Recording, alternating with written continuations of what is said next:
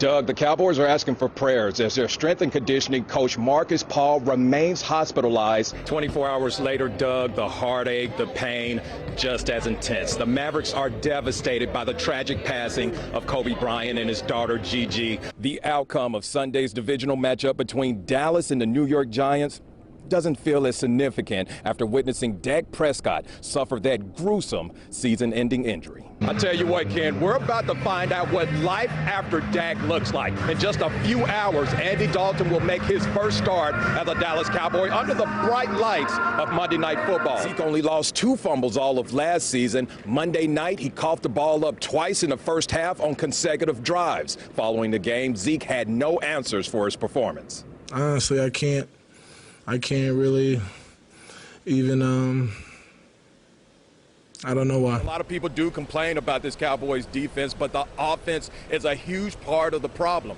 During the first half of these first 4 games, the Cowboys have been outscored 38-0 off of turnovers. You know what? I think the Cowboys go 6-5 over the final 11 games. 6-5? Seriously, Keith? 6-5? You just talked about how many points this defense allows, and we talked about Dak not being here, and you got this team going 6-5?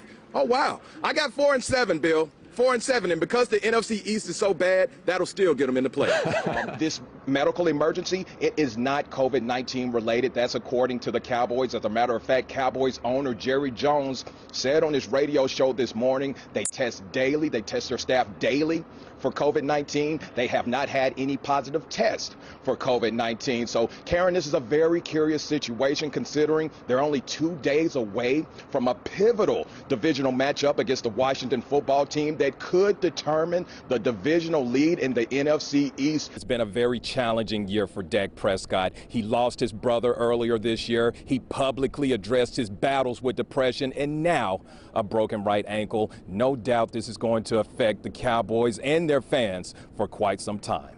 Get up, get in the car. I can't move. I've been waiting the whole time, man. I was angry. I was very angry. Get up, get in the car. Mama. Get up and get in the car right. And I was hurt, and I'm hurt now. I can't breathe over No normal human being can look at that, watch that, and don't see a problem.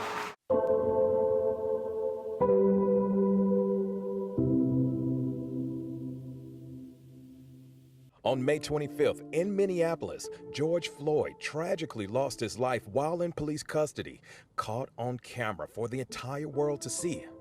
The pain from George Floyd's death has led SMU football players to this. No justice, no peace. No justice, no peace. A lot of people get behind us for football. It's just really weird that people won't come out and support people who are losing their lives because of the color of their skin. Friday, the Mustangs gathered at Dallas City Hall to take part in a youth protest with hopes of tackling a problem much bigger than a game of football. We knew if we took a step forward as a program that a lot of people would follow suit. We use our platform to help, fight against racism, fight against injustice, and get the change that we need to have. Do y'all need any water? Y'all good? Before the Mustangs could lend their voice to the protest, they had to have some hard conversations as a team first. There's been a lot of guys angry, a lot of guys hurt. We've had raw conversations. There's been raw emotions. Some of our guys cried and we cried with them. You know what I'm saying? So it's been good, man. It's been good, and we're making progress, and that's all we want right now.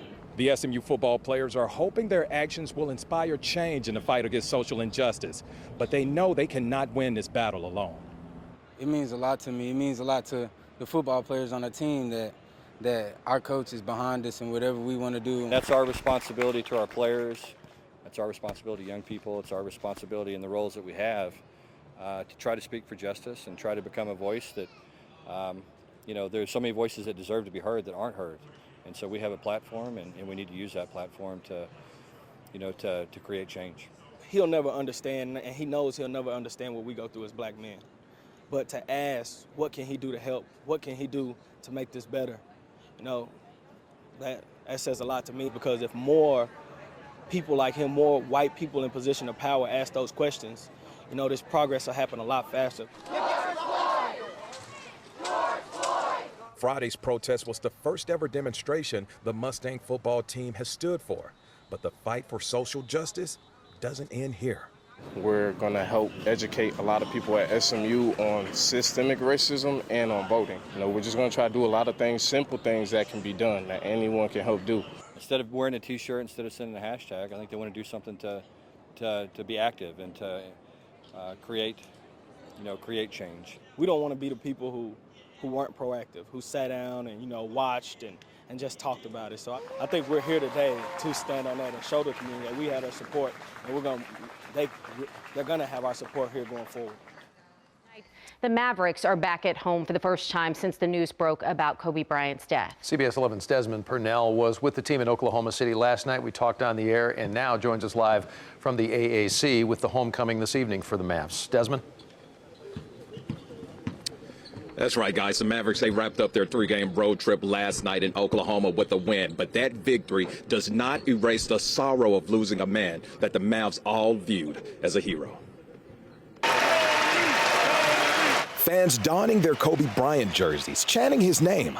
One of many indicators Monday was not the typical game day for the Mavericks. It was just hard. This morning we didn't even focus on OKC. We just focused on him, Kobe, and focused on the life and everything that he left behind. The Mavs played with heavy hearts last night, devastated by the tragic passing of Kobe Bryant and his daughter, Gianna. I'm not really I'm an emotional person like that, but it really does hurt. My heart hurts. It just shows never take anything for granted. Don't take any day for granted. And for it to happen to someone like him, a role model, a father, a husband, and a living legend. The loss of Kobe was especially hard for Mavericks all-star Luka Doncic. Growing up overseas in Slovenia, Luka idolized Kobe. So on December 29th, when Kobe actually trash-talked to Luka in his native language, Luka was instantly starstruck. He never knew his first encounter with Kobe would be his last. It was just something special. I was just looking forward to more of those moments. I was really excited. After the game, I said, it was something special. Kobe knows your name, know who you are. Just something amazing, and I was looking forward to more moments like that with him.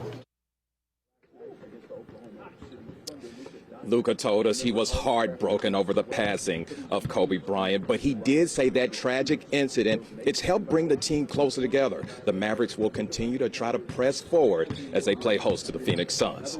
Reporting live from the American Airlines Center, I'm Desmond Purnell, CBS 11 Sports. Des, thanks very much. We appreciate it.